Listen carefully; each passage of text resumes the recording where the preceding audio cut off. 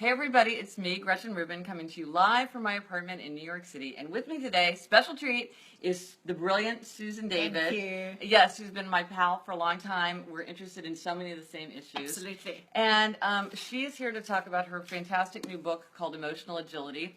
I know you're seeing it reversed, but just imagine that you see it in a mirror so that you can see it properly.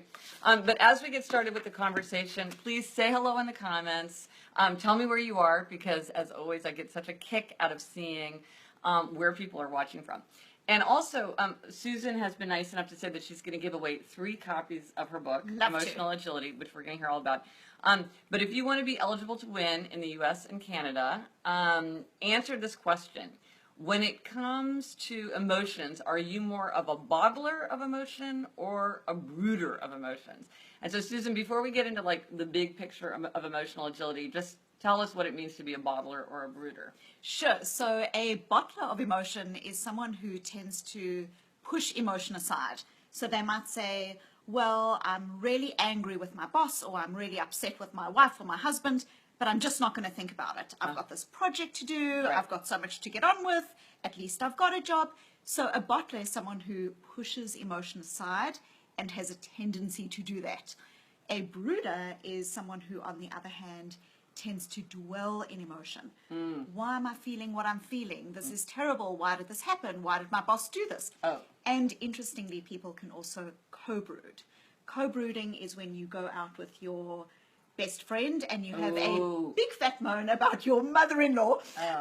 But the defining feature of brooding is that you're stuck in emotion. You're not moving on from it. You're not getting any insight from it. You're basically stuck. So while people think it's healthy to like express emotions, it's sort of like it's only if it's constructive, where you're saying if you're just like ruminating over it, it's not, it's sort of a dead end. Correct. So what's interesting is that even though bottling and brooding look so different, bottling is pushing emotion aside, brooding is getting stuck in it, there's now a body of research that shows that when people have this tendency, time and time again, to bottle or brood, they have very similar outcomes. And the outcomes are not that great. So there's more of a likelihood that people will have low levels of happiness, low levels of well-being, high levels of depression, high levels of anxiety, and of course, you've got an issue that you are upset about and you're not solving it. Right. So bottling and brooding might feel constructive, but actually doesn't help us in the long run. Yeah. So again, so answer in the comments, U.S. and Canada, are you, and even if you're not in the U.S. and Canada, we can't send you a free copy, but would love to hear, are you a bottler or a brooder? And I think people can be one in one context and one in another. People tend to have a tendency, one in one context, so people tend to have a tendency, but they can also flip. So sometimes someone might be, I'm dwelling and dwelling and dwelling. Oh my goodness, why am I getting so caught up in this? I don't want to think about it again. Right. So they can switch. They go from one to the other. But so then it sounds like so it sounds like one of the big things about emotional agility is to try to help people get out of this bottling or brooding cycle and really deal with emotions in a more constructive, forthright way, instead of just like these ways that are not leading to good outcomes. So, so what is emotional agility? Yeah, so a little bit of background. Yeah. Oh, right, I know. Oh, I'm sorry, I forgot. I know Susan so well. I forgot to introduce her. Okay, yes. Back up, Susan. Other than just a person sitting in my living room, who are you? Sorry about that. Yes. So by way of background, I grew up in South Africa and have been living in the US for over 10 years now. And I, by way of background, am a psychologist and an emotions researcher. So I did my PhD and my postdoctorate at Yale University on emotions. And really when I was writing Emotional Agility, one of the core questions that I was asking is, what does it take internally in the way we deal with our thoughts? I'm not good enough. This is not okay. Right. Our emotions, feeling stressed, feeling angry, feeling anxious, and the stories that we tell ourselves. I'm not cut out for this career, even though I would love to. No one's ever around for me when I really need them. Right, right. And how these... You've never supported me. You've never supported me. And what I really was interested in is there's so much in the world that tells us how to be disciplined, how to be productive. But what I found in my research is fundamentally how we deal with our inner world, Yeah. our thoughts, our emotions, our stories, can drive everything. It drives what job we apply for. It drives how yes. we parent. Yeah. It relates to our relationships. So this is the key question. And Yeah. I continue my work. I'm a psychologist at Harvard Medical School, but really wrote this book to answer this question. What does it take internally Right. to help us thrive in the world? To understand how to use our emotions. Well, it's funny because when my husband became this boss of a bunch of people, he said to me, "I can't believe how much time I spend just talking to people about their feelings." And if you met my husband, you'd be like, "Yeah, I don't see him as being the guy you would be your first go-to person." But he actually spends a huge amount of time because it turns out if you're managing people, helping them managing an emotional state, just like a parent, anytime there's a relationship, it's a big thing. It's critical. So what is sort of the highlight of the argument about emotional agility? I know deep at the heart of it, one is self-knowledge. Yes. Yeah. So one of the core aspects of this book is really talking about how we grow up in a society and how we live in a society that tells us that happiness should be a goal. Which is different from what you talk about, where you're saying, how do we find ways to being happy? Often in society, we're told that, happiness trumps everything. And while, believe me, I'm not anti-happiness. Right. Like you have written books on I know, happiness. I know. I wrote an end-to-end book called the Oxford Handbook of Happiness, which is what do we know about human happiness. So I'm a very happy person and I love being happy. But what's interesting is that when people have this overarching goal of, I want to be happy, what's really fascinating is the research shows that they are more likely to push aside difficult emotions. Oh, right. Because they feel like they shouldn't be feeling that. I shouldn't feel angry. I shouldn't feel upset. I shouldn't. So some core ideas in emotional agility are, number one, to show up to your emotions. So instead of arguing with yourself as to whether you should or shouldn't feel a particular thing, you open your heart willingly to the experience of all emotions as containing potential data. So emotions are data, not directions. Yes. So there are values that are beneath those emotions, and how can we open ourselves to them? And I'm so glad to hear you say that, because one of the things people often assume that I'm arguing is that people should be, that the goal is to be 100% happy 100% of the time, and that negative emotions are bad. And in fact, negative emotions are super helpful because they often will shine a spotlight on something like feeling envy, feeling regret, feeling guilt, feeling angry. Like, these can be very, very helpful. But you have to recognize that you're feeling it. And one of the things you talk about is like mislabeling, where somebody's like, instead of saying, my feelings are hurt, they're like, I'm mad at you. And then it's like, that's not helpful because you don't have a clear sense. Yes. One of the things I talk about is this idea that, number one, underneath our emotions are often signals to things that we value. I've never met someone who's depressed who at some level isn't concerned about, how do I better be in the world? Yes. Someone with social anxiety, how do I belong better? Yeah.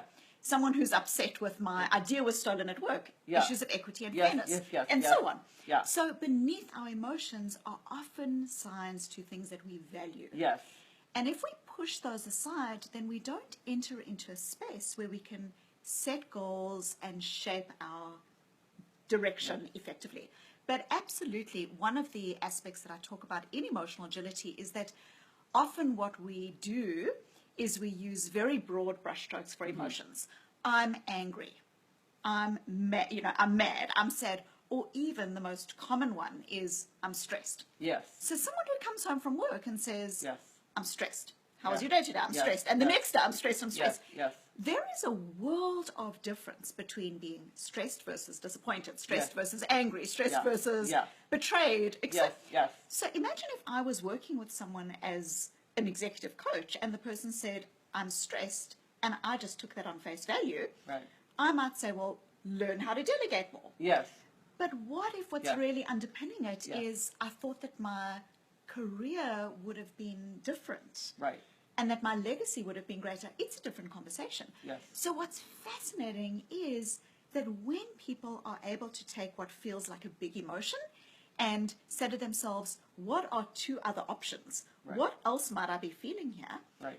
It takes this big, dark, difficult thing and helps to firstly generate a sense of real understanding, Yeah. and secondly actually starts to activate the readiness potential in our brains so that we can start setting goals and acting around that particular thing. Right. So if you're just joining, I'm talking to Susan David, who is this brilliant writer and researcher on the subject of emotion. We're talking about her new book, Emotional Agility. And if you want to have the opportunity to win a free copy in the U.S. and Canada, answer the question: when you are dealing with emotions, do you tend to bottle it up more, or do you tend to brood on it more? And it turns out they look very different, but in the end, they kind of get you to the same place. And so the book Emotional Agility is one of the things is to how to be more emotionally agile. So Amanda, we have a brooder. Jess, bottler. Mandy, bottler. Chris, bottler.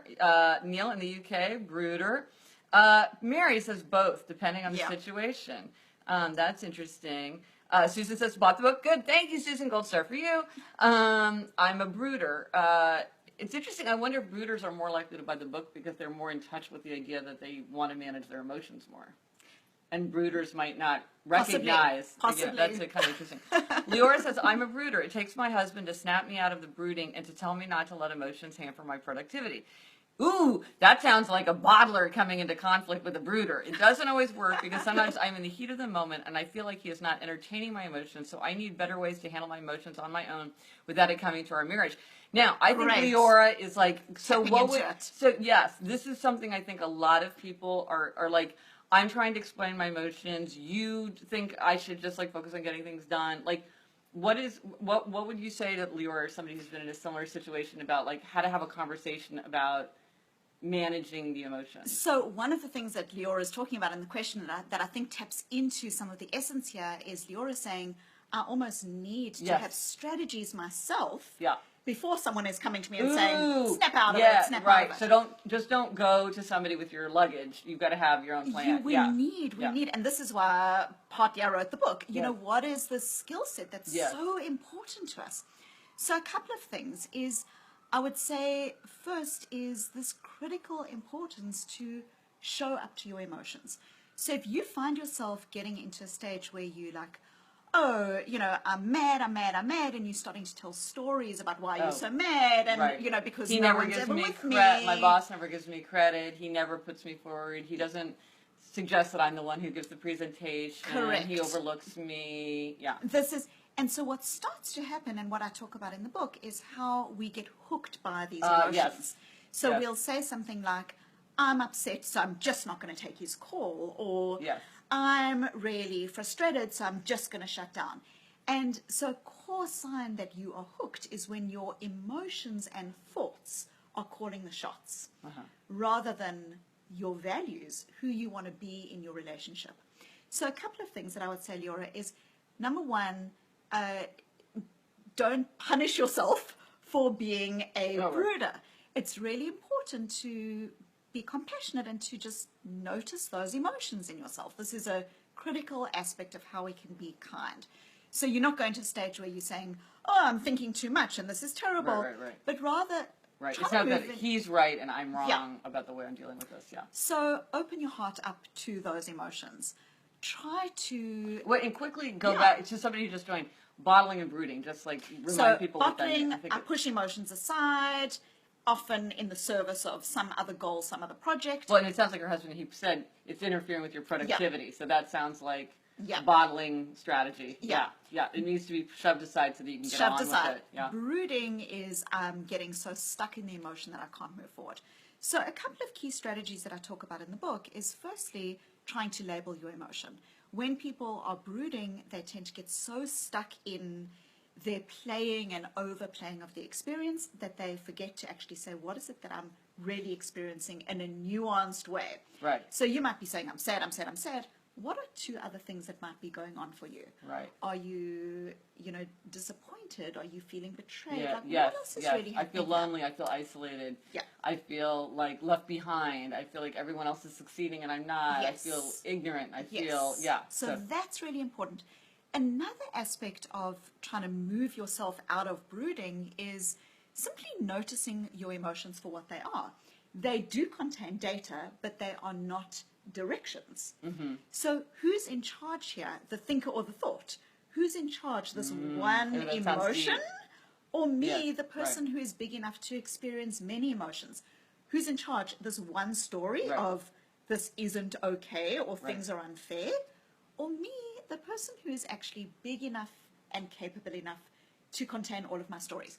So one strategy that is very practical is when you start saying to yourself, I am stressed, Yeah. I am angry, I am upset, what you are doing is you are identifying 100% of yourself, I am, Right. as stressed. If instead you simply did this, I'm noticing that I'm feeling Yeah. stressed. I'm noticing that I'm feeling angry. I'm noticing the urge to leave the room every time my husband starts in on the finances. Right. What you're doing is you're starting to create a healthy distance between you and your emotion. Right. You A aren't, little detachment. yeah, you aren't bottling, you're not pushing them aside, but what you are doing is you're starting to notice your emotions, thoughts, urges for what they are. Right. But now I'd be curious to know, people weigh in the comments, like, have you ever struggled to identify an emotion, like you're feeling bad and you don't even really know why you're feeling bad or what you're feeling?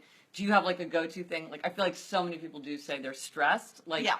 and that tells you nothing. I agree, because like what I always say sort of from the Happiness Project is I'm like, are you stressed because you're exhausted because you stayed up late watching Game of Thrones? Are you stressed because your best friend doesn't work with you anymore and so now you feel lonely? Are you stressed because your commute is terrible? Are you stressed because you have a bad boss and you have a lot of conflict? Are you stressed because nobody cleans up the office kitchen? Are you stressed because you need to go through this training and you feel Yeah. like you're not good at that kind of software? Like, there's a million reasons, but if you don't know what it is, if it's Yeah. just like, oh, I'm just throwing up my hands, then like you say, there's no direction there. There's no it's not specific enough to have that valuable information. Yes. Or like, I really hate that coworker, but if you're like, really, I'm jealous of my coworker because she goes on all these cool trips. Well, then it's like, okay, well, That's what it is. That's what it is, and that tells you something about yourself. So I'd be curious to know Yeah. from viewers, like, have you had this, like, where there's an emotion that you struggle to name, or you've been overwhelmed by it, like.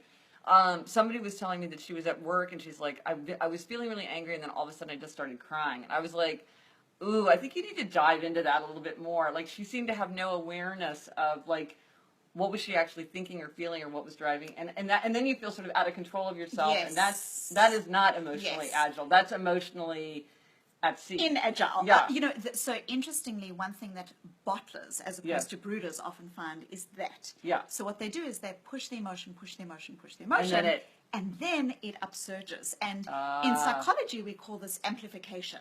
So this is the idea that psychologically, when people try to push thoughts and emotions aside, we've all experienced this. Imagine you are trying to diet, Yeah. and you say, I refuse to think about chocolate. Yeah. What Yeah, do? yeah, You start yeah, dreaming yeah, about yeah, it. yeah, I'm yeah. dreaming about chocolate. So when people start pushing emotions aside, there's this effect called amplification. And amplification is basically this idea that the emotions or those thoughts come back even stronger. Right. So often when people bottle, they push They're the emotion damming it up and aside. it's creating this energy. They think it's being productive, but actually it's the opposite. Well, I wonder if you were working with somebody or there was somebody in your family where there seemed to be these unpredictable eruptions. Maybe that's a sign of a brooder. Yep. Yeah. No, it absolutely is. Oh, interesting, Yeah, interesting. it absolutely is. And so Joanna is saying, is brooding like ruminating? Yes, so brooding is absolutely like ruminating. And again, there's this idea of co-brooding, where you co-ruminate, like you go out with a friend and you say, I'm so angry with my husband, or I'm so angry with my mother. And what's the defining feature here is that you're not moving to any sense Yes. of insight or this is what I'm going to do about it. You're just getting stuck in the emotion. What's fascinating is you'll leave that conversation thinking, oh, I love my friend. She just gets me. Yeah. But you go back to your Yes. mother-in-law, your husband, with worse behavior. Okay, so what if you're the person who is you're experiencing the brooding? What are some constructive ways? Do you try to help them, lead them to those more nuanced vocabulary terms, or try to help them? How do you engage with that kind of person in a helpful way? So, firstly, this idea of labeling is just critical. What is it that's actually, going on here? Right. Another- Wait, and I just want to interrupt because my Yeah. favorite parenting book, but it works just as well for adults, is a book called How to Talk So Kids Will Listen and Listen So Kids Will Talk. It's like right there behind me. I love this book. And one of the things they say is like, just if you just tell people what you think they're feeling, a lot of times you get it wrong. Like you say, that must have been a big relief. No, I was really annoyed. Or like, and so sometimes just like even if you don't get it right, it's helpful because it helps people get in touch with what they're feeling. They're moving to a point of clarity. They're clarity, moving to that point of clarity, which is really important. Another thing that I talk about in the book, and if I was with someone who was brooding or even bottling, is this idea that, you know, values are often seen as being cheesy or abstract. Yes, light, fluffy, the soft stuff. Or they're on walls in businesses, and we, you know, just think that they have no capacity to be effective in our lives. But values are freeing. When you create habits that are values aligned, it's freeing. When you start to help people to think about as a friend, as a colleague, who is it that you want to be in this situation? Right. Not as it, how do you want to react, but who is it you want to be is so important. I had a situation like that with my sister, and we were talking about a conflict that she was having at work, because she's a TV writer, so she has all kinds of conflicts all the time. This was a couple years ago, and I remember saying to her, like, well, this is really, you're going to do that, because she was talking about different courses of action, and she was doing something that I kind of thought wasn't necessarily the best course of action, and then I finally realized, I said, but to you, loyalty is so important. You would never do anything that could be perceived as disloyal. And she was like, yes, for me, loyalty is so important. And I was like, it's interesting because it is a value, and it's a value that people like people have their own ideas of like how to balance things out. For me, it's equity. It was like, it doesn't seem fair, but it's loyal. You know what I mean? So it was, I could feel that we were having this different, that we were bringing different values to something where she had to decide how to behave. And it was just interesting because you sort of assume everybody feels the way you do, but they don't. They don't. And it can be so freeing. You know, if I'm working, let me think of a workplace example. If I'm working with a leader who needs to have a difficult conversation, so needs to give someone feedback, but is avoiding or even bottling around it. I just can't go there. It's difficult. Ultimately, what they're doing is their thoughts and their emotions are still calling the shots. You know, they're still pushing things aside. In the negative. In the opposite way. So, you know, when you start doing that, you start getting into a situation where, you know, again, who's in charge here, the thinker or the thought? And in this case, the thought is in charge. But if you are able to start connecting with that leader and say, who is it that you want to be in the situation? What is important to you? And the leader says, well, you know, fairness is really important. You can then start having a really amazing conversation about how fair is it if you don't have the conversation with this employee, and they found out 6 months later that they've been doing something wrong. How fair is it to the rest of the team if you don't have the conversation? How fair is it to you? So what you're starting to do is you're starting to bring the lens of intentionality and our heartbeat, like the heartbeat of our own why, the heartbeat of who we want to be in the world, to the situations that we face. And, you know, in a world of complexity and chaos and difficulty, we've got to have some sense of who we are and what we bring to the world. And that is freeing, and it's healthy, and it protects us. It helps us to be resilient. It helps us to chart a course that is important to us. And if you're just joining us, I'm talking to Susan David about her amazing book, Emotional Agility. And I want to, because I do love a quiz, a personality quiz, I have to give a shout out to your amazing quiz, which is very short, but it packs a lot of information. So we'll put the link to that in the comments if you want to take the Emotional Agility quiz. Just by the way, that quiz, if people take it, it's about 5 minutes.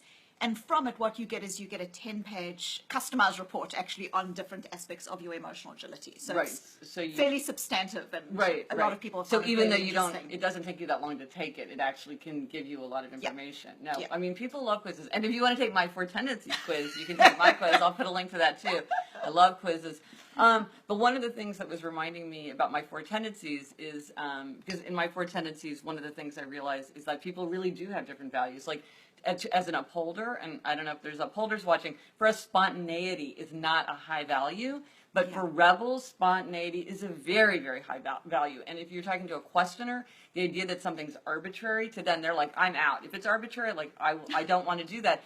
And other people are like, they're not as keyed into that. And so it really helps when you think, well, people might be bringing a different perspective that's just as legitimate as mine, or like as upholders, self-command is an enormously high value. And then other people think that we're rigid. And we're like, no, this is great. This is just like me showing self-command. Yeah. And then other people are like, no, you're not flexible. And it's like, okay, flexibility is a value. Yes. You might value flexibility more than I do. And that's, again, it's like not that one person's right and one person's wrong, Yeah. but how do we talk about these things in a way where we can just deal with each other without just getting all worked up? And, Yes. yes. Yeah. And being able to recognize, and one of the things that I talk about in emotional agility is this idea of, showing up to emotions, but then also being able to step out of them and be able to perspective Right. take and recognize Right. other people's views. But, you make me think of something in particular, which is there's these ideas of values that might seem Yeah. in conflict in the world, but sometimes people say to me, what if my own values are in conflict? Yes. What Yes. if I... That happens a lot. What if I value work, but I also value family? Yeah. And actually, one of the things that I talk about in emotional agility is, firstly, the idea that we can actually evolve our own set of values is the most remarkable capacity of human beings. So there's this ability to choose yourself that is just so amazing. But one of the things that I talk about in emotional agility is often people say, I've got values in conflict. But if we take that apart, often it's not the values that are in conflict. I often think of values as being facets of a diamond. Right. So I've got all of these different facets, and sometimes some facets are facing me more front and center, and sometimes they're turned away. So I can value career and I can value home, but those things aren't always facing me in the same way. What's most often in conflict are not values. What's most often in conflict are goals. I have a goal that I want to be at my child's practice, and I have a goal that I want to finish this project. So it's most often actually our goals. That we are mortals and we can't be in two places at once. Right. It's the goals very often that are in conflict, not the values. Oh, that's interesting. Well, and Better Than Before, I talk about the strategy of clarity, and it is all about getting clarity on this idea of like what are you really pursuing? And again, if you're in the U.S. or Canada and you want to potentially win a free copy, we're giving away 3 copies of Emotional Agility. Answer the question in the comments: are you a brooder or a bottler? I love that pairing of things. Don't we look like sisters? We do, and we're both wearing purple. And you can't see it, but my living room is purple, so we're like incredibly well coordinated. I'm just going, oh my goodness. Yes. And so one of the things that you talk about, which I think is really helpful too, is sometimes this stuff can feel very big and abstract, but one of the things you like to talk about is tiny tweaks and how people can like take steps in their everyday life that just like they can get kind of a quick fix of this is big, deep, important stuff. Yes. But like, what are some of the little things people can do? Absolutely. So I talk about lots of just incredibly important small changes. Yes. Often when we think about change, we think of, Yeah, I've got to give up my job, or I've got to yeah, completely change yes. careers, or I've got to move to a vineyard in Italy. Yeah. A 3-week silent meditation retreat. Yes. But actually, what we know is that so much of people's well-being and effectiveness and happiness comes through tiny tweaks. Yeah. The small changes that we make in our lives that are values aligned. Yeah. So an example for me Yeah. is I have been incredibly busy writing this book. Because your book's coming out right now. My book's coming out. I've got an 8-year-old. I've got a 3-year-old. I, don't have a lot of family support in Boston because I'm from South Africa. And yet learning is really important to me. And one of the things that I'd recognized is that for ages, even though I love reading, I had not read outside of my area. So I have started to listen to audiobooks. Ah. Now, it sounds like such a small, tiny tweak, but And yet, I cannot describe Yeah. the difference that it makes to my day right. to feel like I've engaged in that part of me that's Right. really important. Right. So, Right. So I so wonder, that's an like, example, So if yeah. anybody, let's keep talking about this. But if anybody has any great tiny tweaks, this is a great thing. Like, put it out there because maybe your tiny, like, this is one where I can imagine that a lot of people would be like, "Hey, yeah, I could totally do that." Like, it's sometimes we can really learn from each other. So put it in the comments because it would be great. Love to. Or like even things that are like classic tweaks, but then you finally do them and you're like, oh, now I get what the big deal is. It's like always put your keys away in the same place. Like, how many times have you read that piece of information? And then you're like, but you know what? When you put your keys away in the same place, it's like revolutionizes your life. So I've got one that I want to add to that that Oh, you've just good. reminded me of. Being a present parent is Yes. really important to me. Yes. Again, during this book launch, I have been finding that I've been moving into worse habits, which is, for example, being on my phone a lot and even bringing the phone to the table, which in our, Right. we have this rule, but I've been starting to do it. So one of the things that I started to do is, and I talk about this actually in Emotional Agility, is I've got a habit of already putting my keys in the drawer. Yeah. So now what I do is I piggyback Yes. a new habit onto that existing habit. So what I've been doing for a while now is I put my keys in the drawer and I add my cell phone automatically into that same drawer. Right. So I've got this piggybacked new habit that is values aligned. Yeah, So that's that's another great. That's tiny great. tweak, but makes such a difference. Right. Now so Sarah says her tiny tweak is asking my husband outright when I need something instead of expecting him to notice. Well, I think that's really good because it's very easy not to notice things that other people think are perfectly obvious that need to be done. And sometimes when you just say, and again, I think this is probably goes to emotional agility. It's like sometimes people don't want to admit, like, I need you to do X, Y, Z, or like, my birthday's coming up, or something. Like sometimes it feels almost shameful to say that you need something. Yes. Or like one thing I realized that I need to do is, my husband is just not somebody who takes photos. Yeah. And so literally, like, sometimes I get requests from journalists and they're like, show me a picture of like you on vacation with your family. And I'm like, I literally I do not appear in one photograph. And I'm like, I realize he just doesn't think about it. Yeah. And I need to say to him, like, hey, would you take a picture of me? So that I have some pictures of me being here. And again, but it feels embarrassing in a way because you're like, don't you want to take a picture? You feel like somebody should think of that. But I know him; he just isn't thinking about it. But it's an uncomfortable emotion. Yeah, and if you were getting hooked into that, you might say he never remembers me. He doesn't remember care. me. He's doesn't I'm care. invisible to him. Yeah, I mean, you can spin a whole. And I talk about my own embarrassing yeah, examples in the book. I talk about a few of them. Yeah, it is embarrassing sometimes to admit your emotions.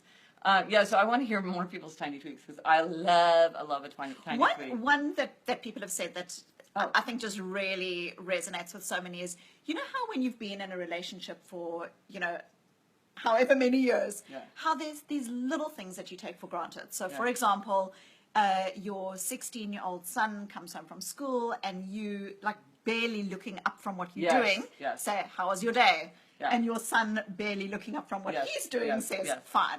Yes. Or you cooking and your wife comes in from work. And so what we do is we just continue the cooking and just say hello, over our shoulder. Here, sorry, my dog. This is Barnaby.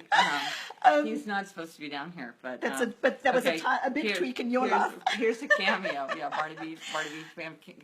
No, but you're using this term hooked. So what is it for people who weren't? Because this again, we're talking about emotional agility. So let me just tiny tweak is that there might be these little things that we do that have become habits that are not values aligned.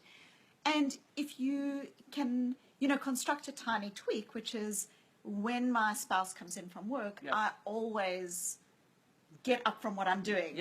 Look that person in the eye and greet them lovingly. That makes a huge difference. That's one of the things I talk about in Happier at Home. And that is a tiny tweak I'm here to attest. It makes a huge difference. And it's very easy, actually. I think people quickly get in the habit of giving each other like really tender, attentive hellos and goodbyes.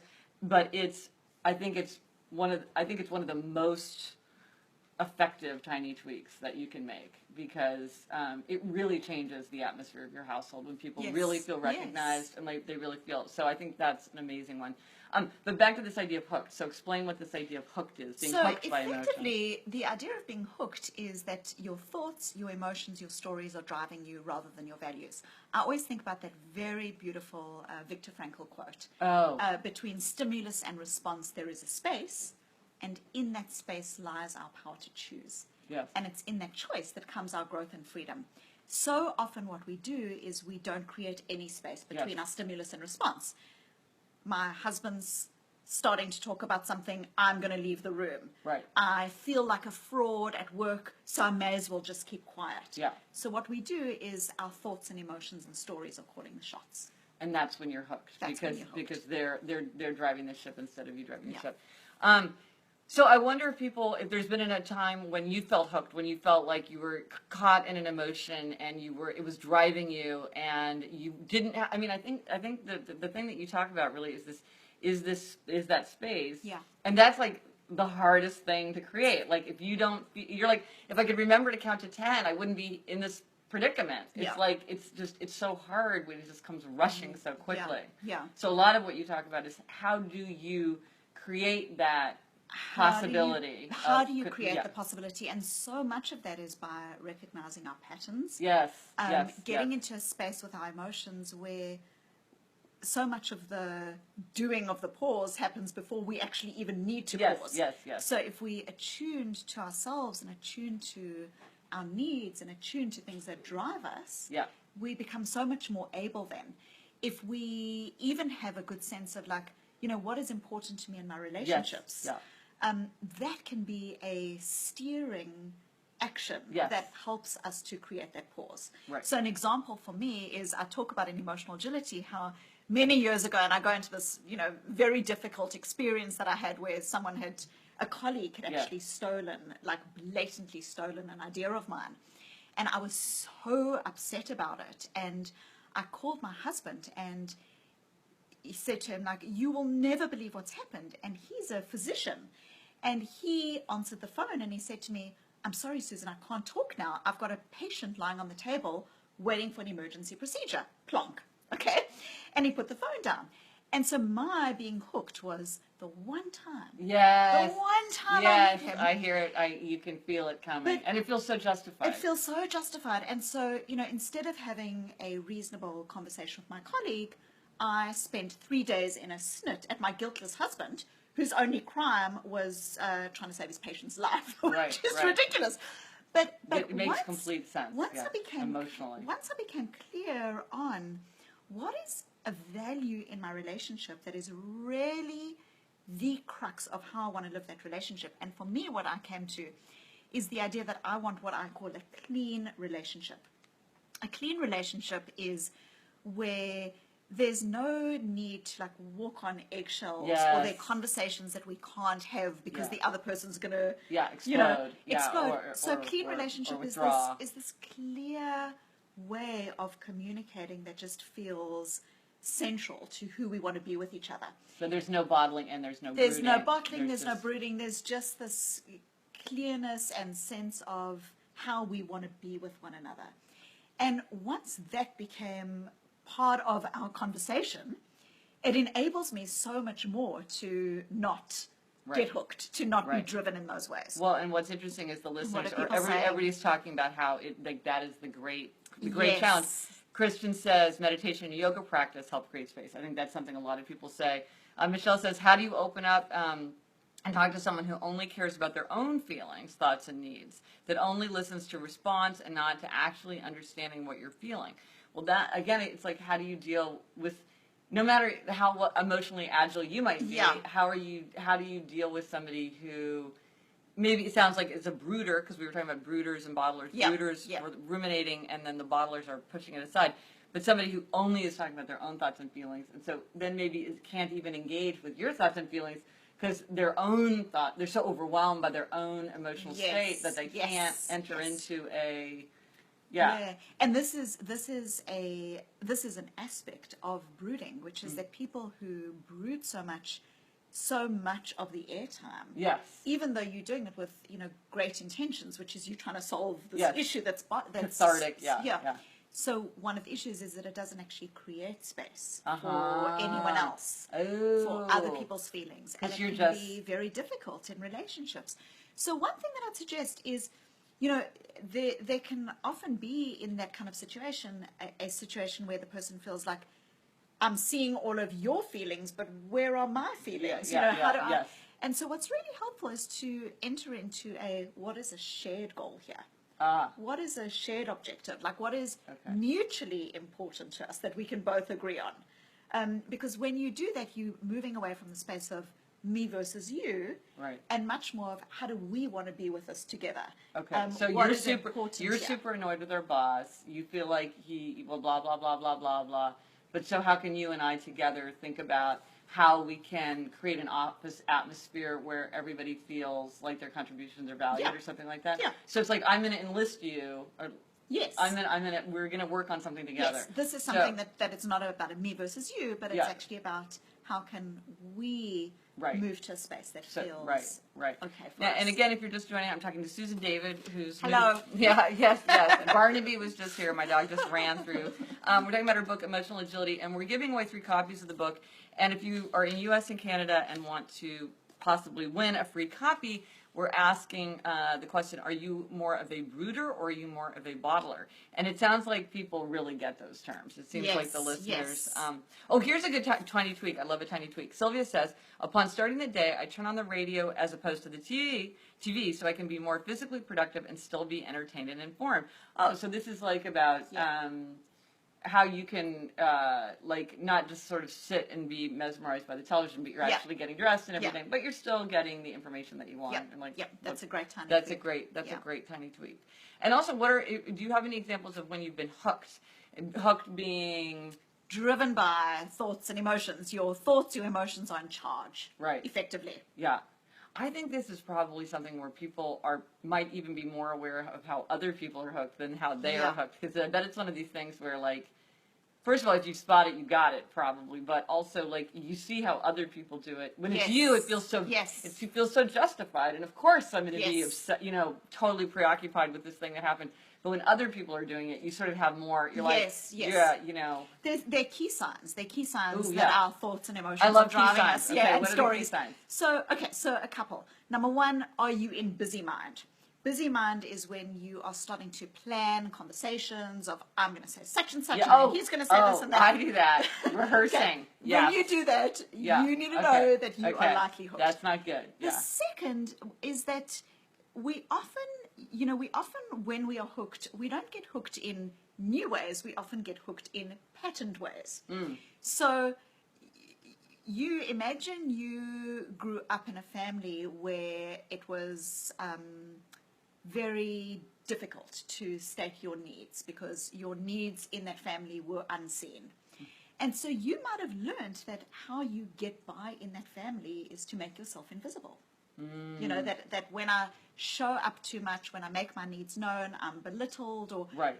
So what can start happening is we can be in a situation where we've learned how to be, even from childhood, in ways that early on in our lives might have actually been functional, might have right. worked for us, Yes. might have helped us to find our path. But then we reach a stage later on in our lives where there's now a disconnect between my current life and the Yes. way that I'm living. Yeah. So an example, and is this an example where like people who have big drama and like have a kind of a big tantrum and that's the way they're used to people like addressing a thing. Yes. But then at a certain point, people are like, I don't want your drama. Like, Yes. it's like, we don't have time for this. And you're just seen as sort of like a needy, demanding person. Yes. But you can imagine probably at one point it worked great. At one point it worked great. Yeah. So absolutely, that's a great example. Another might be, that you've always held back in relationships because from a young age, that was what you were taught. Yes. And now you're struggling to reach a point of feeling intimacy and connection because you still have that sense barrier. So one of the signs of being hooked is that you have these patterned responses that come up. And a key question to ask yourself is, is this thing serving me? Right. It might feel comfortable. It might feel what I've been doing for a gazillion years. but is this way of being serving me? And I saw, one of the listeners was saying something that she was asking herself when she was hooked. A key idea saying, is this might be how I feel, but is this how I actually want to be? Is Right. this, Yes. Yeah. Another way we get hooked is when we get so focused on being right Yes. that we forget to again ask the question of, is this helping me? Is this Right. actually helping me? Yes. We've all had that experience where you might have an argument with someone, maybe it's, a spouse or something, and you finally have calm descend on the family. And then something compels you one last time. Yes.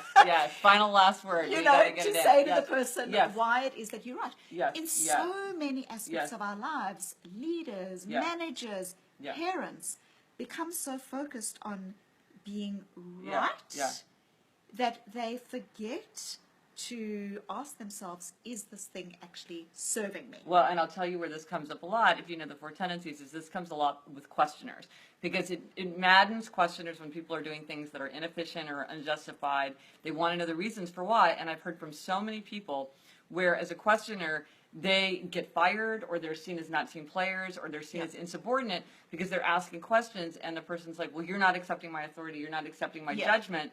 And so I think for a questioner, or like a manager, if you're managing questioners, is to realize that I feel like they're making a bad choice, but I've sort of explained to them that I think that they're making the wrong choice, and yet my boss is continuing to hire that firm, even though I think there's a better firm.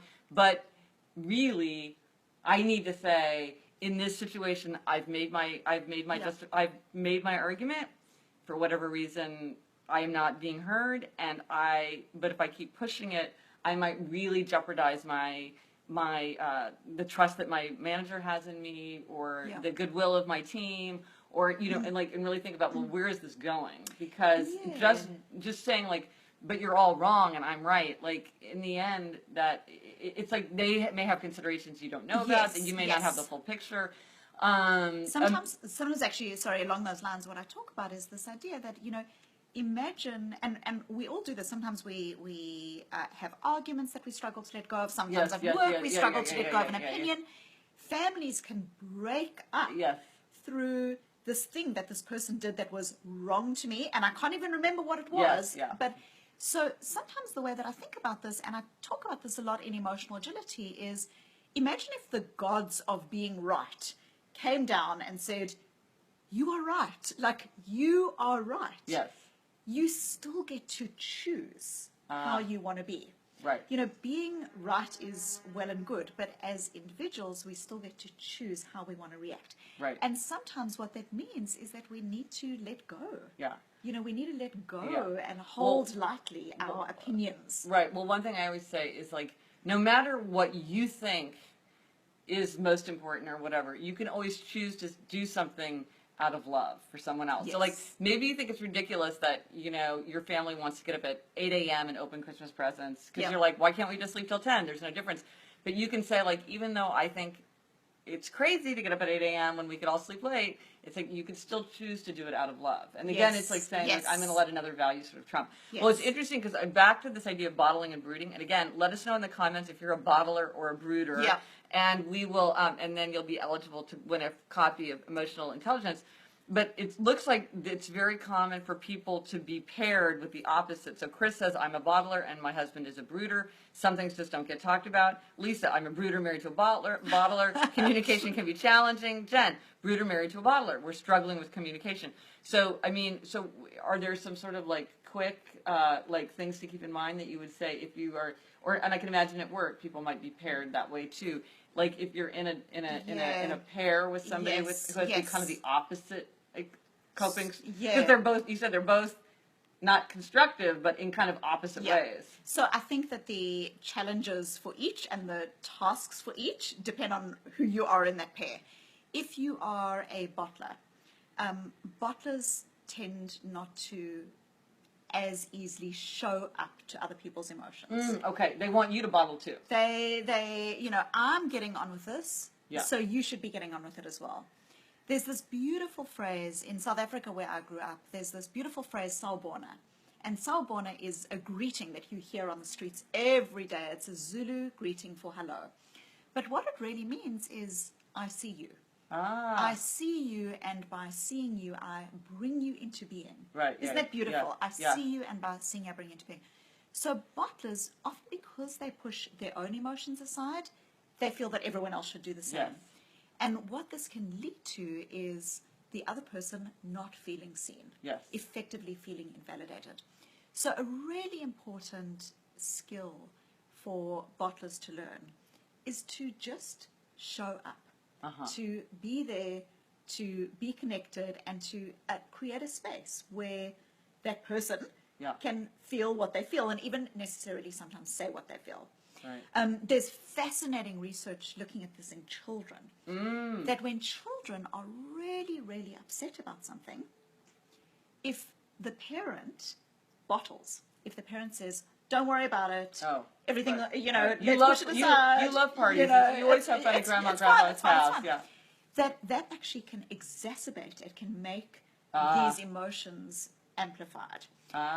Whereas if the parent just shows up to the child, and it's, you know, by no means a paragon of virtue when it comes to this, but if the parent shows up to the child and helps the child to, seems like you're really feeling scared about going to this party. That what it does is there's this automatic de-escalation that happens. So for bottlers, showing up to emotions, creating a space for emotions is really, really important. For brooders, perspective taking is really important. This is how I feel. I'm noticing that I'm experiencing these emotions. What else might be going on here that might be a shared way that we can look at the situation? Because brooders are often so focused on their own story that they struggle to create, again, space for other people's stories. But in your description, you can see how bottlers and brooders could kind of bring out the worst in each other, because the brooders, like, you're just reacting emotionally. You're not thinking this through. Like, we're not making any progress here. Let's just get on with our lives. And the brooder is saying, like, you never want to pay any attention to how anybody feels. It's not important to you. I mean, you can see how you could really quickly get into a cycle of, like, everybody polarizing each other. So it's like, I think that's why a book like this is really helpful, because since it sort of shows you how to think about a pattern in a way where you can see how you could intervene and break a cycle. Because, I mean, if folks are typical, it's pretty typical for people to be paired up with somebody has the different coping strategy. And also for both people in that dyad, this idea, what you were talking about earlier, and that I speak about in Emotional Agility, of what is important here. Love is important here, or in my relationship, cleanness is important. What is important here, that allows us to have that as the overarching way we want to be. Or trustworthiness. If you say you're going to do something, I need to be able to count on you.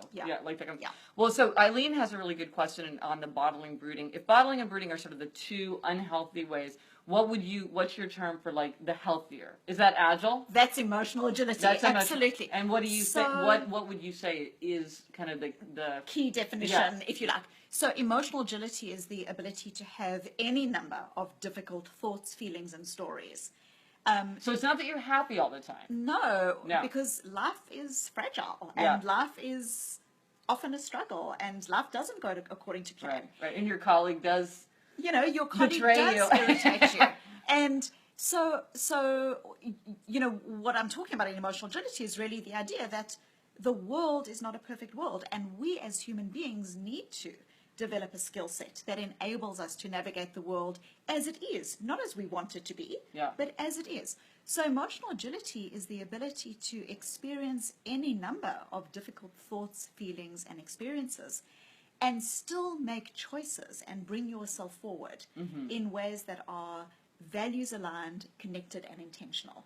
And I talk about very key skill sets. I talk about showing up, being open to emotions. I talk about stepping out, how you create space in practical ways between yourself and your experiences, as well as the ability to perspective take in others.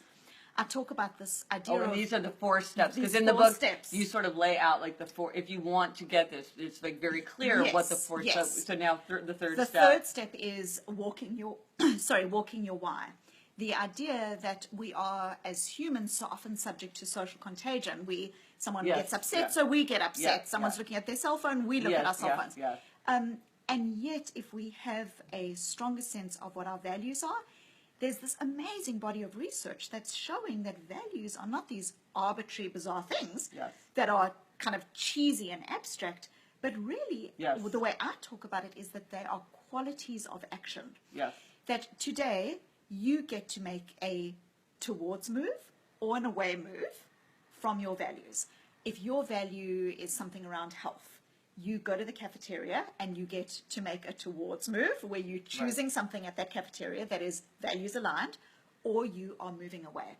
So I think of values as qualities of everyday action that are just critical in helping us to be effective and agile. So the third step is this walking your why. And then the fourth is what I call tiny tweaks. Right. How do you make tiny tweaks to your habits, your motivation, and your mindset that ultimately help you to use your values and not be driven by your emotions and thoughts in very practical, everyday Right. experiences? When you're under stress, Yeah. when you're time poor, and Yeah, so on. So right, great right, synergy right. between, Right, what you right, talk about right, as well. right. Now, one of the things also that you have this great manifesto. I love a manifesto. Here's a manifesto. And it's full. It's so full of like information. We can't go through it. It would take a couple of hours for you to like really describe it. But like hit some of the key points. Sure. Because and I'll put a link.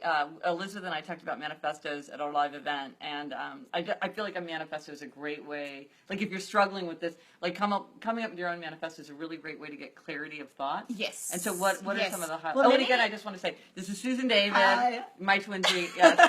We're talking about her book, Emotional Agility, which is about how to get unhooked from emotions, how to show up for your emotions.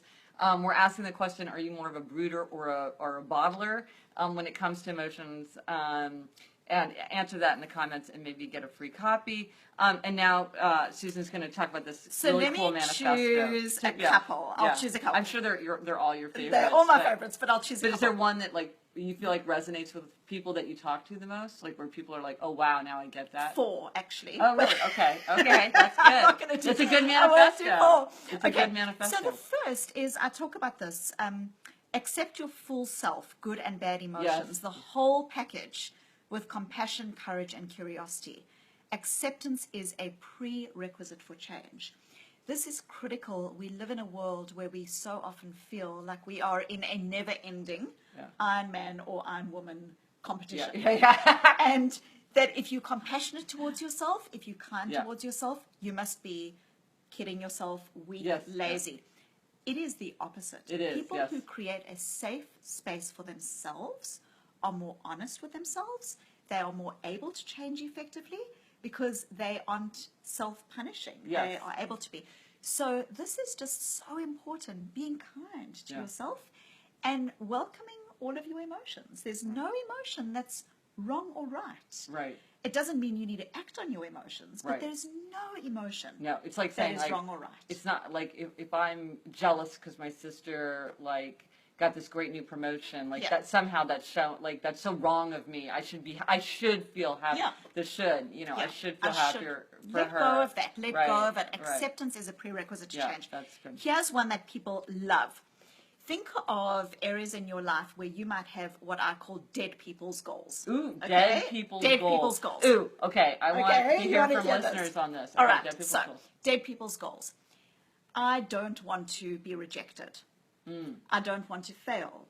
I never want to get anxious. I yeah. don't want to be disappointed. Right. I don't want to, not get the job. Right, Okay. right. Dead people are the only people who Ah. never get disappointed, who Yeah, never get right. anxious, who never, get rejected, who never fail, Right. but they're dead. So do Right. we really want dead people to be our role models? And really what I'm talking about here is how if we open our hearts to the fullness of our human experience and our human emotions, we can incorporate that sometimes we will be disappointed. Right. But You just have to accept but that. that's what life is. Yes, right, That is right. the beauty of life. Right. And so, are there parts in your life, are there areas of your life where you have dead people's goals? Right. Okay? Excellent. Okay. All right, another one. So often when people are going into difficult situations, they'll say things like, and this is actually very pervasive in our culture, is people say things like, conquer fear. Yeah. Get rid of your fear. Yeah. Do away with fear. Yeah. Again, as an emotions researcher, fear is such an important emotion. It's a yeah. critical emotion. It helps us to navigate ourselves. It helps us to understand where we're experiencing threat. So what I talk about in emotional agility is this. Abandon the idea of being fearless. Instead, walk directly into your fears with your values as your guide towards what matters to you. This is what people love. And it speaks so much to me. Courage is not an absence of fear. Right. Courage is fear walking. So what I'm meaning here is that courage is not about doing away with, trying not to be fearful. Yes.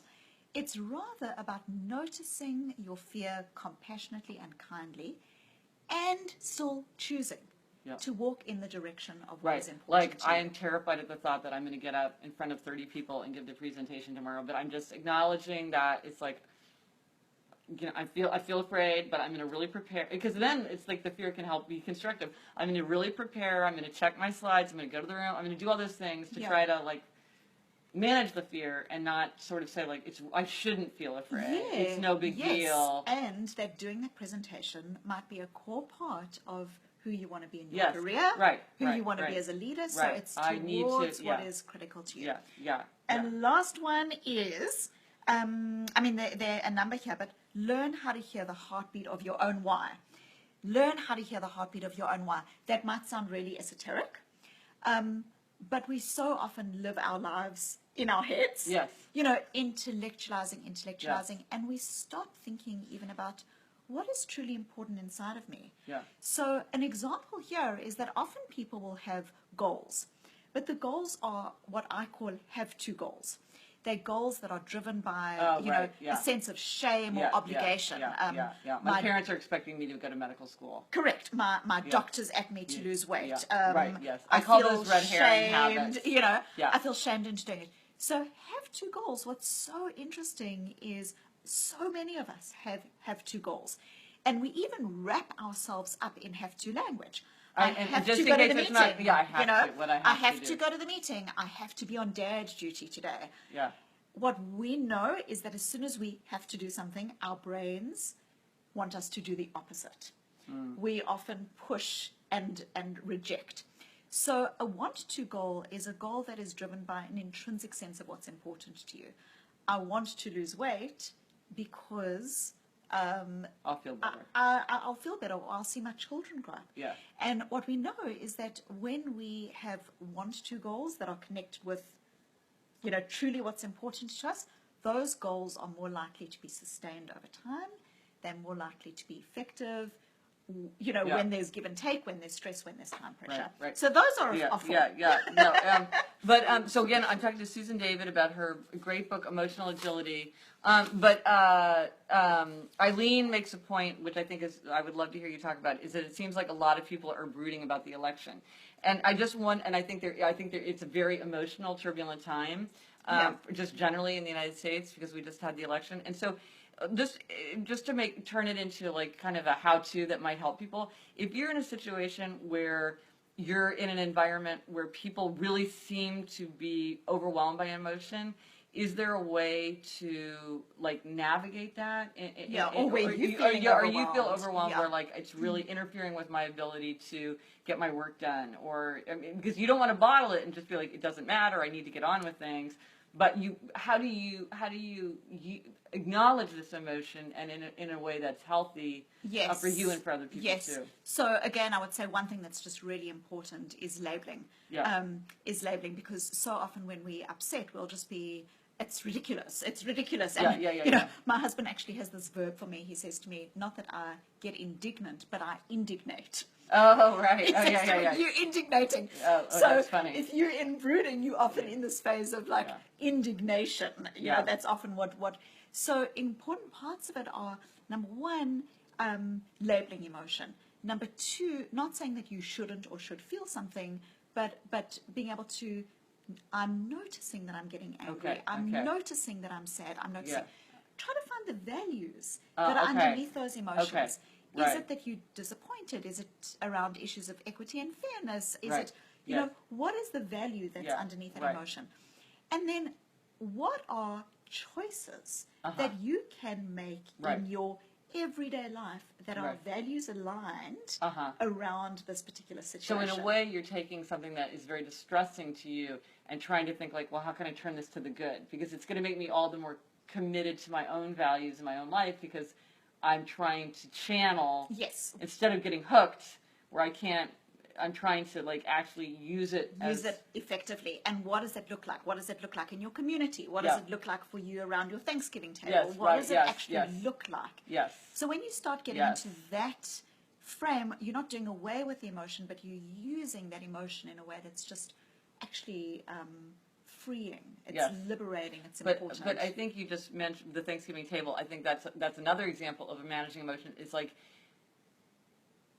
given how I feel and given my values and what's happening, and I'm going to be in a place with a lot of family members who may feel very differently, like, what is my value about this specific situation? Like, how do I like to think about it and to instead of just like going and kind of like having unchanneled emotions that Yes. like everybody's dealing with, and you're sort of trying to say, okay, I'm going to look very closely at what's happening right here, right now, and like how do I want to steer things Yeah. so that I can maybe my value is I only see my family once a year, and so my value is we're not going to talk about it because I don't think that we're going to achieve anything, and it'll only disrupt our family. So maybe we're going to choose to focus on our favorite football team or whatever it Yeah, might be. yeah, yeah. You know, it's like you can change. You don't. It's not like you're denying it. Yeah. But you're just saying like, what is the value in this particular situation? Yeah, right? what is, you know, when I see these people around, like, what is it that I feel that we have that is shared Yes. and important to us? Well, I It's thi- so important. So it seems like that's a theme that's coming up is this idea of like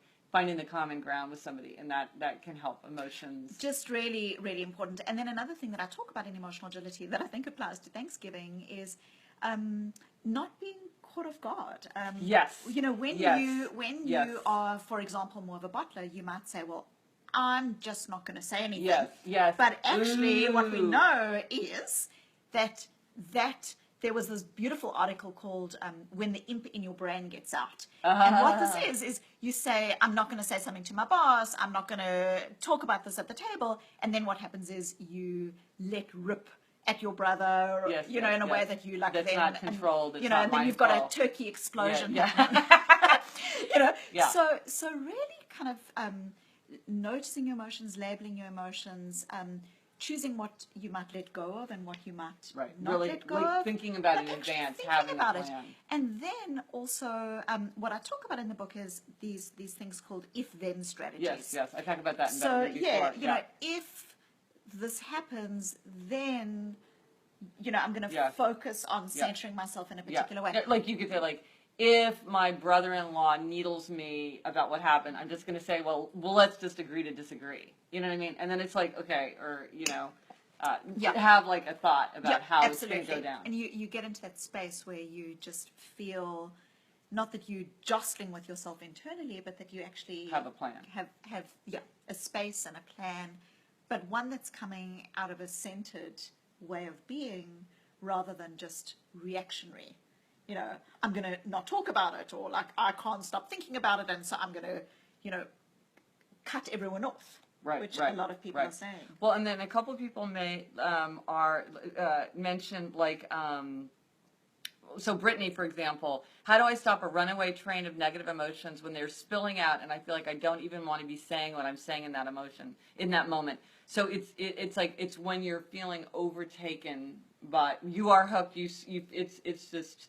You can't, and I think we've all had that thing where Yes. like you hear yourself saying these mean things or whatever, and you're like, I'm regretting it, and yet I can't resist it. So Brittany, I'm not sure if this will be accurate for you or not, but sometimes what happens when people have a runaway of negative emotions or of difficult emotions, it's often because they have firstly been trying to push those emotions So aside. it's a bottling up that's There's now often the dam that's- is bursting. Yeah, there's often that particular phase is happening, and so part of that is being able to recognize that that's what you're doing.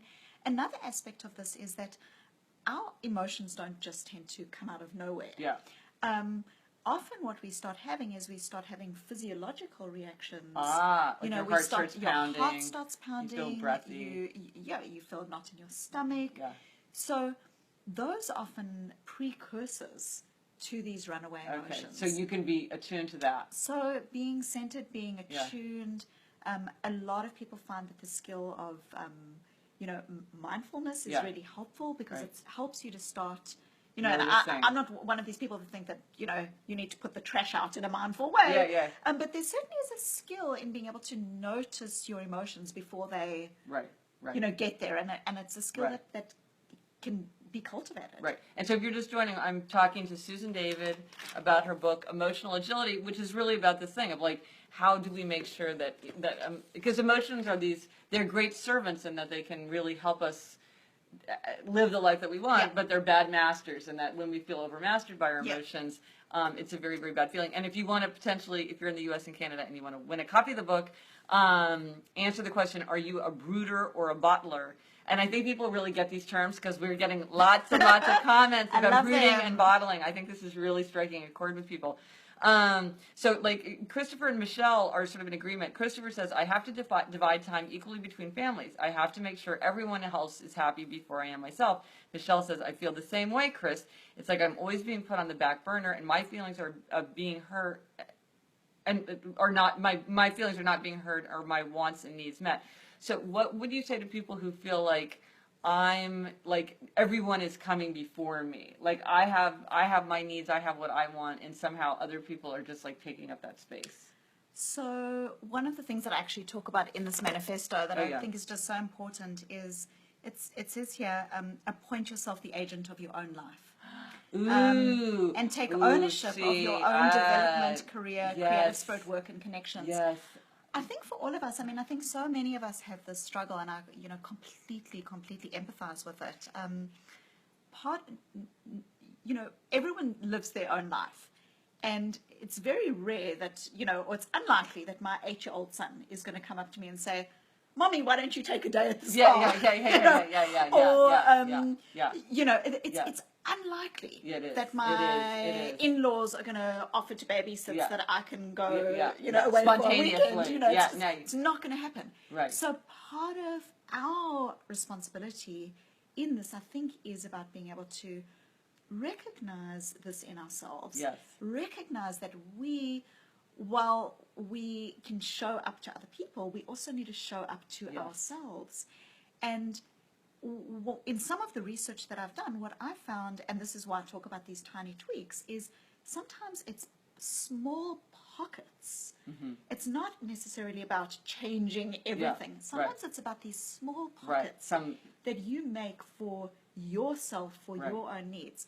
It could be the audiobook. It could be the once a month, Right. Or like, I never miss my book club. It's like, I don't care. Like, you guys are on your own. Figure it out.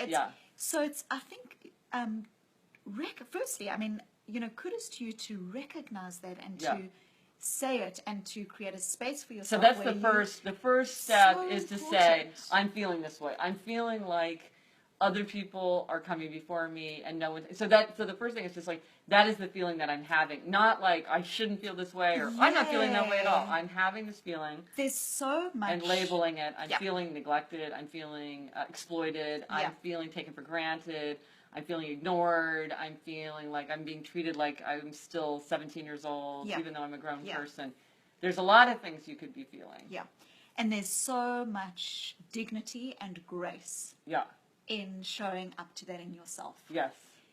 And then there's also so much dignity and grace in thinking about, again, thinking about values. Yeah.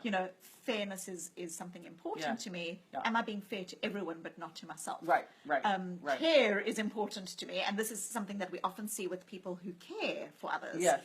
is they extending so much care to the other Yes. family members that they've forgotten how to extend Yes. care to themselves. Yes. So thinking about, what is this thing that I can elevate in myself that's really important? And from a Tiny Tweaks perspective, what does this look like? Right. What does it actually What look does it like? actually Not look just like? abstractly. You know? Everybody should Yeah. be more considerate, but like, what that would mean, like, I get to pick the movie that we're all going to watch. I get to take a nap after breakfast. I get, or after breakfast, after lunch, or you know what I mean. Like, I get like, we're going to have my favorite dessert tonight, or whatever. So that you feel like your needs, your wants are being entered into the queue along with everybody else's. Yes, and such an important part of this is other people will not take agency Yes, around no, this. I know. We need to enter into our own space So of agency. It's critical. This is the thing with the Happiness Project that came up. Is a lot of times people would be like, well, but I can't get other people in my family to go along with it. And I'm like, okay, like, yeah, don't wait for that. Because it's like my family didn't go along with it. I mean, you can't expect that everybody's going to be on board and that everybody's, and you see that with Habits and Better Than Before. Like, a lot of times people think, well, I need everybody else's support. Well, sometimes people aren't supportive. Either they don't care, or it's like slightly inconvenient for them. They would rather have their own favorite dessert, so they don't want you to take your turn. It's working for them the way that it is. And so sometimes you have to acknowledge, like, not everybody is going to be 100% supportive, and they might be just ignoring it, or they might actually be obstructionist, and sometimes that's what it looks like. Yeah. Yeah. And the other true aspect of this is that we have so much more insight into our own internal world. Yes. And so there's this wonderful research that shows that, because we know that we care and because we know that we worry about other people's dessert, we start creating these assumptions of like, because I know this, the other person should know it. Yes. And sometimes we've got to let go of that. I mean, it's difficult. I think all of us experience this, but it's such an important, take agency of your life, show up to that feeling with yourself, recognizing the grace and dignity that it extols within you. And then think about what are some small actions that are congruent. Right. And concrete. Yeah. Well, I want to put a link in the comments to one of my favorite posts that I ever wrote, which is about the problems of shared work, which is like all the problems that arise when people are supposed to do shared work. And one of the problems that comes up with shared work is that people tend to do things they value. So like I send out holiday cards and my husband gets the air conditioning fixed because I don't really care about air conditioning because I'm cold all the time. And he doesn't, I mean, he likes holiday cards, but he's not going to lift a finger.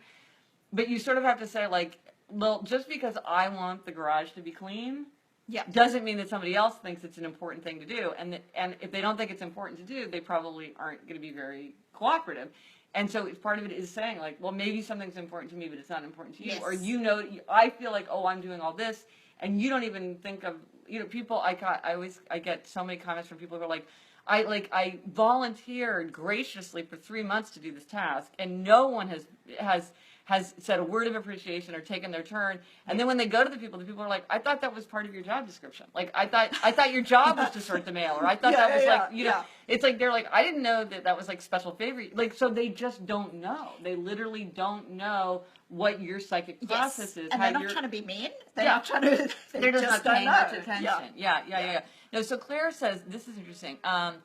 I'm extremely open and honest, or raw and real. It feels as though this is my purpose in life, to demonstrate that it builds connection when you share how you feel in a courageous way, as long as it's in a safe space to do so. The more I look after me, the better I feel, and in turn those around me are now feeling themselves better and respecting my boundaries. That sounds incredibly mature. Oh my gosh. Wow. Gold star. Yes. Thumbs up. Gold star to Claire. And that sounds like exactly the kind of thing. That's exactly what I'm talking about. Yeah. I think it's just being so able to do that. Yeah. And so, what about, like, what is, if you could say, like, that there's, like, one common problem. I mean, I'm sure people are constantly, like, sort of saying to you, like, what about this scenario? What about that scenario? Yeah. Is there, like, one or two things where you're, like, something that comes up? Oh, it's like, I'm a parent and I want to help my children. Or, like, what are the questions that like you're going around parenting is okay. The parenting one is been huge. Talking all around the country, so this is something that people... Yes. So in Emotional Agility, I lay out this process of emotional agility, and then I apply it in two ways. I talk about it in relationships in general, and there's specifically a chapter on parenting, and then I also talk about these concepts applied to work. So it's very broad across different contexts. But But we have emotions everywhere. We have emotions everywhere, isn't it? Yeah. So, yeah, I wrote an article, or actually I was interviewed for an article for the New York Times. Well, it was like the #1 most emailed article of the week, right? It outdid the vice presidential elections, which was... Oh my gosh. Wait, which so I what's love. the title of it? We'll put a link to it in the So comments. it was a New York Times article, and it was called Teaching Your Child Emotional Agility. Okay. So this comes up for a lot of people, people saying, how do these skills apply to children? Right. So not to be a Debbie Downer here, but when you look at the data, what is fascinating is that the World Health Organization predicts that by 2030, depression, not heart disease, not cancer, not diabetes, depression, will be the leading cause of disability globally. Wow. Which is just, and as a psychologist, so I'm at Harvard Medical School, we're seeing increases in suicide in 5 and 6-year-old children. We are seeing dramatic increases in anxiety, in depression, and so on. And so one of the things that I talk about in this article is this really, really important skill set that as kids need to develop. And that is the ability to navigate all emotions. Not just feel happy and be happy and that's okay. But it's only when children get practice around, this is what sadness feels like. This is what anger feels like. This is when they develop that sense of practice, they become competent with the emotion. They don't have this feeling that the emotion is bigger than they are. They develop strategies and so on. Do you ever feel like, just to interrupt, Yeah. do you ever feel like sometimes adults try to almost self-medicate with children? Like they need children to be like bright and bubbly and enthusiastic, and it's almost like they need them to serve that role. And then if the child isn't feeling bright and bubbly, or is like scared of a clown, or scared to go to school, or annoyed with the music class, it's like the adult, it feels like that's totally unacceptable. I feel like sometimes I see people where it's like a child is supposed to be childlike, which we associate with being like full of enthusiasm and fun. Well, if you spend any time with a little kid, they aren't totally. They aren't, and they shouldn't be. No, they shouldn't be. Right. So now I am not, as I say, I'm not the paragon of excellence with this. I describe in Emotional Agility this just fascinating experience of when my child was just a couple of weeks old, taking him to the doctor for his shots. And it was, he had been cocooned and loved and was goo and godly, and we go off to the doctor, and it's this bizarre thing because here the mother or the parent hands the baby over to be hurt, basically. I literally got vaccines today, and there was a baby. Like, you could tell, like there's this like, I can't believe you did this to me. I know. I was just like, oh, I have to cover my ears. It was that kind of experience. And my child feel... had never cried before. He had never yet produced tears. And so I had this experience of handing him over and him getting the shots. And his face went from smiley into outrage, like red beetroot red. And I, with the best of intentions, because when we parent in this way, we do it always with good intentions, picked him up and said, it's okay, it's okay, it's okay. And he was crying and crying, and I was saying, it's okay, it's okay. And the nurse, so compassionately, so kindly, looked up from what she was doing and said to me, it's not okay. It will be okay, but it's not okay. And I realized that in that moment, what I was doing, imagine we were upset and someone comes to us and says, it's okay. No, right. Then you're just like, do you not understand what's happening here? Yeah. And so what she was saying to me was, this child is feeling scared. So you say it hurts, it hurts, it hurts. This child is feeling scared. So she said to me, it will be okay, but it's not okay now. And I realized that even with the best of intentions, and I wrote about this in the article, that what we sometimes do is our child comes home from school and says, Mommy, no one would play with me. Or Daddy, no one would play with me. And our heart breaks because we didn't want our child to experience that. So what do? We jump in and try to make things right. What I call emotional helicoptering. This emotional helicoptering. And then what happens is we try to solve the situation for the child. In it, we often, without intending to, have invalidated the experience, taken away their opportunity to label their emotion, taken away their opportunity to problem solve. So what was funny in this situation is I was like, I've got a PH flipping D in the Yeah, stuff, yeah, you know. yeah, yeah, And yeah, so yeah, I started yeah, to brood, yeah, and my yeah. husband came home from work, and I said to him, "You'll never believe what happened today." Noah got his shots, and he was crying, and I said, "It's okay, it's okay, it's okay."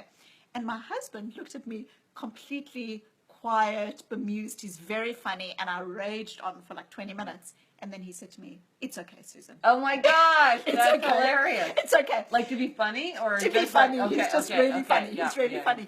But what I talk about in the book is this idea that even at a very young age, Yes. children, at age 2 and 3, children can start differentiating between their different emotions. So when you're reading a story to a child and you say to the child, "Is this person angry or sad or lonely?" Oh yeah. This is how we start developing Oh, this vocabulary. Oh, interesting. so that's one Oh, like aspect. the lonely doll. Like, Yeah, what is yeah. the lonely What doll does feeling? that She's lonely. feel Yeah, like? yeah. Another aspect of this in households is sometimes what we do is we inadvertently message that some emotions are okay or not okay. So these are called display rules. We grow up in a family that says when you're angry, go to your room and come out with a smile on your face. Or happiness is only okay here. Oh, right. Or like Learning Goes Wilder. It's like 8-year-olds don't cry. Yeah. And so what we are teaching then is that some emotions are to be feared. Some emotions are okay. Some emotions aren't okay. So one of the critical aspects of cultivating emotional agility in children is that all emotions are okay. Emotions are human evolutionary signals. Right. They're just, They are normal. Yeah. Now, that doesn't mean that because my son is frustrated with his baby sister that he gets to act on his emotions and give her away at the shopping center. Yeah. But that emotion in of itself is okay. So a few things, showing up to your child's emotions, an openness to the emotions, stepping out, helping your child to label emotions, walking your why, helping the child to think about how do I want to be in this situation where I'm feeling rejected or where I'm feeling scared to do this. Like, what is it that's important to me here? Moving on, or these tiny tweaks, what are some small things that I could do? You don't need to make friends with every single child in a new school at once. Who are one or two potential people that you could start connecting with? So these ideas apply absolutely to children. Wait, so if you're just joining, I'm talking to Susan David and her book Emotional Agility, which is fascinating. And if you're in the U.S. and Canada and you want an opportunity to get a free copy, answer the question: are you a brooder or a bottler when it comes to emotion? Which seems to be terms that have come up. Okay, but so now I'm going to take advantage of the fact that I've got you right here, and I'm going to ask you for some advice. Okay. So I'm sitting here thinking like, I don't know that I'm handling this properly, so I'm going to ask you. Okay. So I have a 17-year-old daughter, Eliza, who is a senior in high school, and so she's applying to college. Yep. And that often means that like we have to have uncomfortable conversations, like, well, if you're going to do it, you have to like write this like really like you have to spend your weekend writing this essay, and you know even though you don't have like maybe you're done with your homework, but you have to do this essay, or like you really have to like make this list, and it's very upsetting, like it's very emotionally charged for the children and everything. And so a lot of times I'm kind of in the position of being the bearer of bad news, like saying, you really need to work on that draft of that essay, or you really need to study for your standardized tests. And what I find is that often, like, we'll have an uncomfortable situation, and it's not terrible. It's not like we're screaming and yelling. It's just it's uncomfortable. And my daughter's kind of annoyed. Not even so much annoyed with me, but just sort of annoyed with the situation. But I definitely am in the position of being the bearer of bad news, and I feel like I'm the whip cracker, saying like you got to do it, and like like are you gonna you can't see your friends this afternoon because you've got to work. And then I feel like, so a lot of times we'll do that, then we'll sort of have a break, and then I'll come back like 10 or 15 minutes later, and like I'll want her to comfort me, like that we're in harmony. That's our family vocabulary. It's like, are we in harmony? Like my husband and I often talk about that. Are we in harmony means like, okay, we had this fight, like are we in harmony? Okay? Are we in harmony now? And so, which is good. But I wonder if sometimes in my desire to have harmony and like give her a hug and am I making her comfort me? Or am I somehow like saying like you're allowed to feel mad but only for 10 minutes?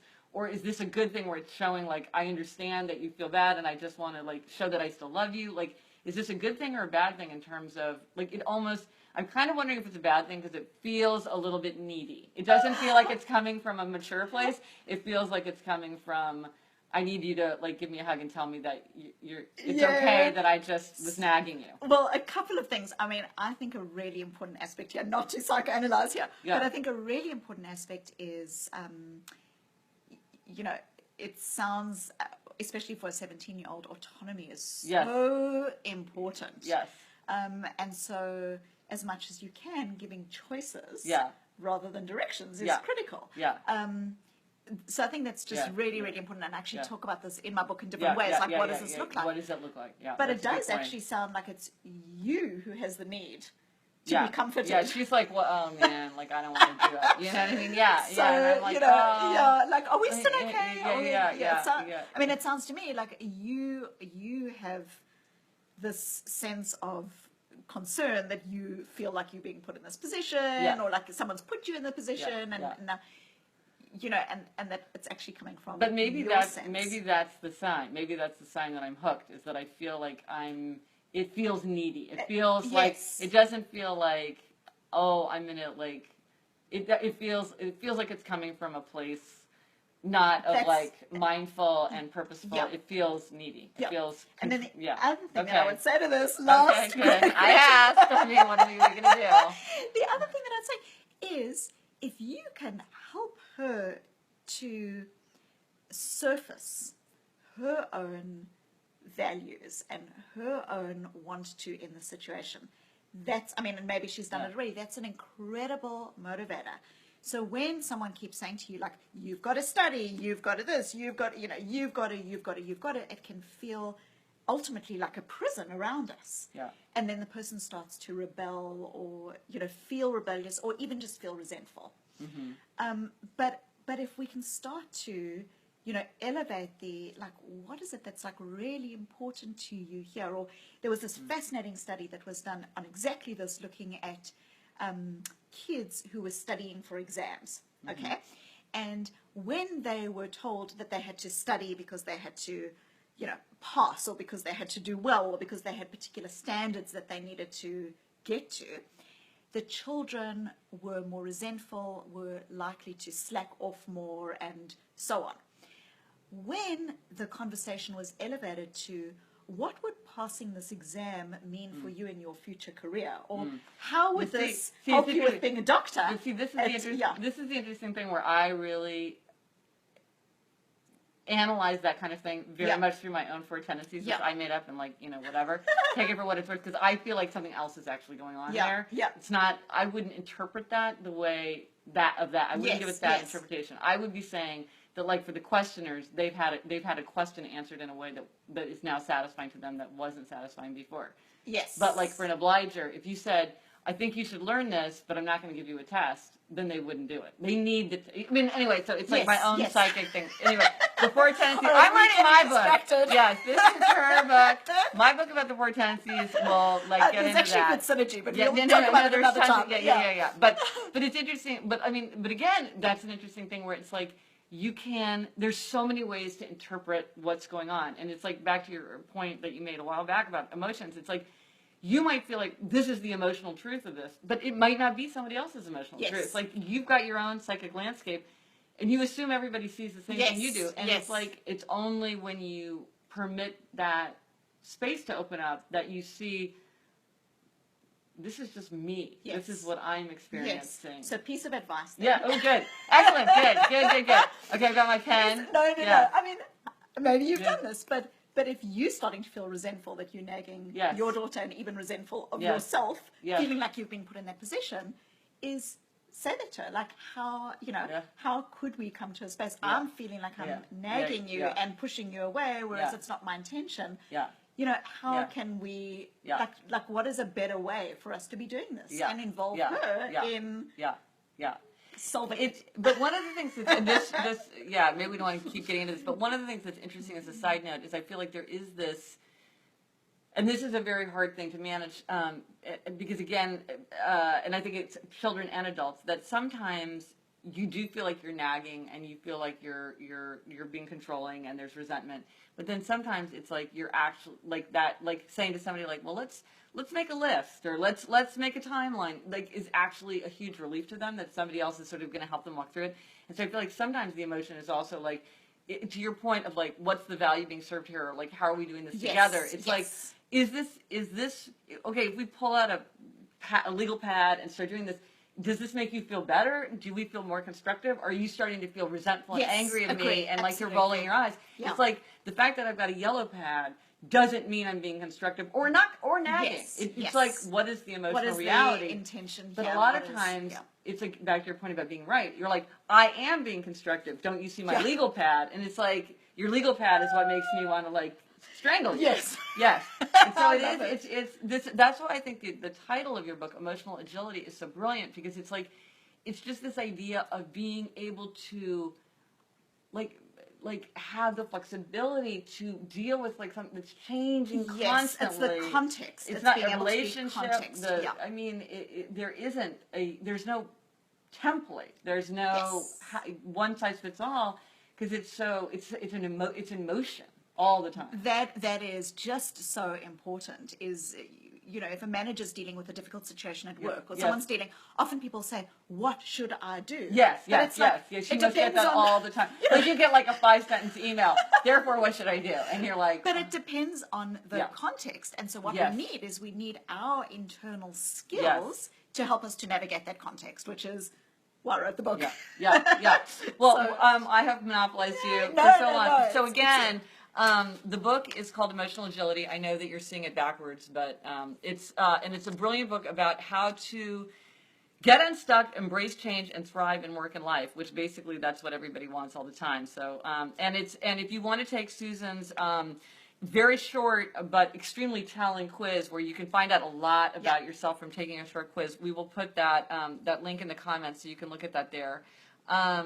And I want to mention again, I'll put the link to what was your most emailed, how to help children. Oh, form- so a couple of Yeah. the most emailed around children was called it was in Teaching New- Your Child It Emotional was in New Agility, York which Times, was in New the New York York Times. Times, yeah, which is like a great piece. So we'll put a link to that because that clearly like was striking a nerve Yep. with people. If it's Yep. most emailed.